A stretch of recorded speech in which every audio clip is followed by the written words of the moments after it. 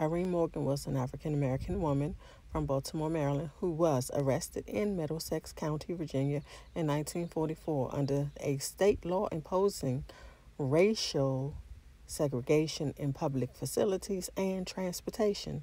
She was traveling on an interstate bus that operated under federal law and regulations. She refused to give up her seat in what the driver said was the white section. At the time, she worked for a defense contractor on production line for B-26 Martyrs.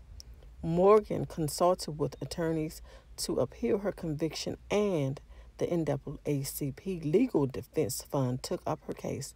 She was represented by William H. Hastie, the former governor of the U.S. Virgin Islands, and later a judge on the U.S. Court of Appeals for the Third Circuit and Thurgood Marshall, legal counsel of the NAACP. Her case, Irene Morgan v. Commonwealth of Virginia, 328 U.S. 373, 1946, was appealed to the United States Supreme Court.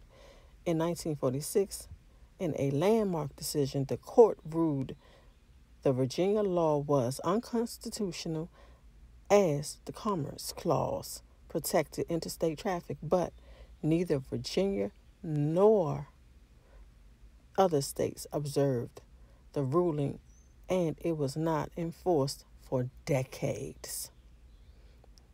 Irene Morgan was born in 1917 in Baltimore. She attended local schools and was raised as a Seventh-day Adventist. Morgan married Sherwood Morgan Sr. and had a son and daughter with him. He died in 1948.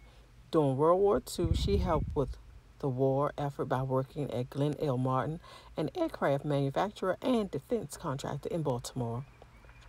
She worked on the production line for the B-26 Martyr. She later married Stanley Kirklady and lived with him in New York City. They ran a dry cleaning business and a child care center near where they lived in Queens.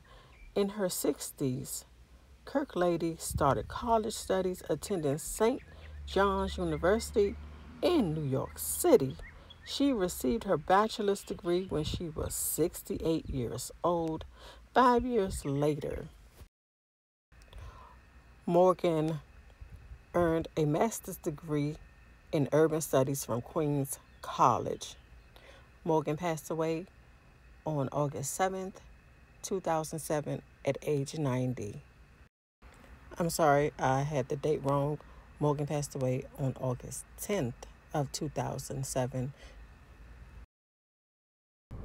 Carol Walker is an American contemporary painter, silhouettist, printmaker, installation artist, filmmaker, and professor who explores race, gender, sexuality, violence, and identity in her work. She is best known for her room-sized table arcs of black cut paper silhouettes. Walker has been the Tepper Chair in Visual Arts at the Mason Gross School of the Arts, Rutgers University, since 2015.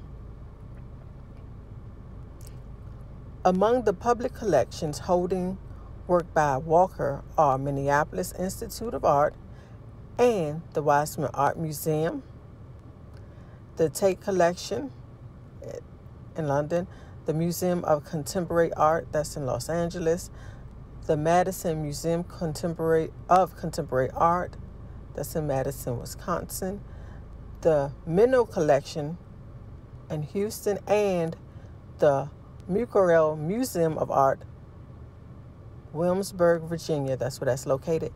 Early large-scale cut paperworks have been collected by, among others, Jeffrey Deitch and Dacus Janu. I think I said that right.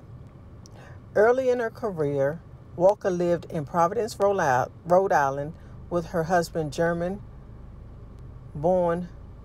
jewelry Professor Klaus Bergel, whom she married in 1996. In 1997, she gave birth to a daughter. The couple separated and their divorce was finalized in 2010. As of 2017, Walker is in a relationship. So she was in a relationship in 2017. So maybe she's still in the relationship. Okay. That is or was with the filmmaker, if she's still in it, with someone by the name of Irene Morgan.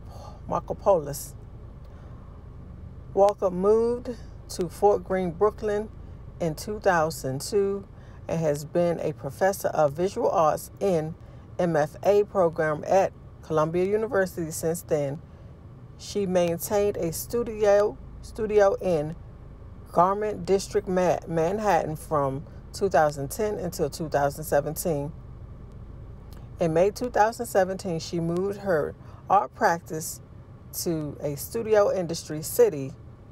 She also owns a country home in rural Massachusetts. In addition to her own practice, Walker served on the board of directors of the Foundation for Contemporary Arts between 2011 and 2016. Althea Gibson was an African-American tennis player and professional golfer, and one of the first black athletes to cross the color line of international tennis. In 1956, she became the first African-American to win a Grand Slam title, the French Championships. The following year, she won Wimbledon and the U.S. Nationals, precursor of the U.S. Open. Then won again in 1958 and was voted Female Athlete of the Year by the Associated Press. In both years, in all, she won 11 Grand Slam tournaments, 5 singles titles, 5 doubles titles, and 1 mixed doubles title. Gibson was inducted into the International Tennis Hall of Fame and the International Women's Sports Hall of Fame. She is one of the greatest players who ever lived, said Bob Ryland, a tennis contemporary and former coach of Venus and Serena Williams. Martina couldn't touch her. I think she'd beat the Williams sisters in the early 1960s. She also became the first black player to compete on the women's professional golf tour. At a time when racism and prejudice were widespread in sports and in society, Gibson often compared to Jackie Robinson. Her road to success was a challenging one, said Billie Jean King, but I never seen her back down to anyone. She was an inspiration because of what she was able to do at a time when it was enormously difficult to play tennis at all if you were black, said a former New York City mayor, David Dinkin. I am honored to have followed such great footsteps, wrote Venus Williams. Her accomplishments set the stage for my success, and through players like myself and Serena, many others to come, her legacy will live on. Gibson was born August 25th, 1927 in Clarendon County, South Carolina. She passed away on September 28th, 2003 at the age of 76. I want to thank you for coming and listening to me give out information on Black history about these 3 amazing women. And I would just like to ask you if you would like, comment, and subscribe